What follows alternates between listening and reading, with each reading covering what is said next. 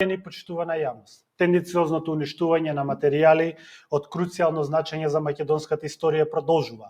Владата на ДПМН, исто и како претходната, не води никаква грижа и дозволува Државниот архив, кој што е институција директно под нејзини ингеренции, да се претвори во руинирана рушевина.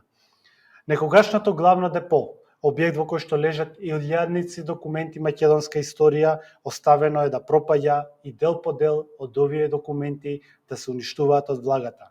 Вентилацијата е нефункционална, а документите кои што се оставени внатре гнијат и неповратно пропаѓаат. При последните дождови кои што се случија минатата недела, подрумите на главната зграда повторно беа поплавени, иако кровот е реконструиран пред само неколку години и за истиот е потрошена сума близу 80.000 евра. Низ паркингот кој што е нефункционален, заради неисправен лифт, се забележуваат кутии со документи и книги, кои што се уништуваат расфрлани на повеќе локации внатре.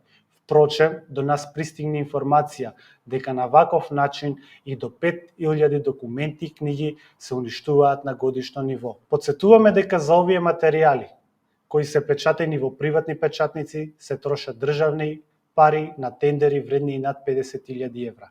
Се поставува прашањето зошто, кога се плаќа одржување на принтери и тонери на годишно ниво, се печатат документи во приватни печатници без да има функционална печатница во Државниот архив, која би била далеку поевтина. Во епоха кога соседните држави вршат историски ревизионизам, се обидуваат да се подкусуруваат со македонската историја, уништувањето на документи од државно значење за македонската историја представува колабораторство.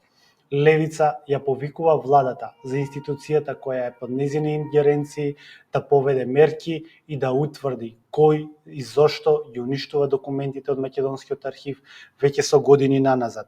Левица уште при првиот ребаланс на буџетот следната година ќе поднесе амандмани кои се однесуваат на санација на штетите и превенција од уништувањето на документи важни за македонската историја. Ви благодарам.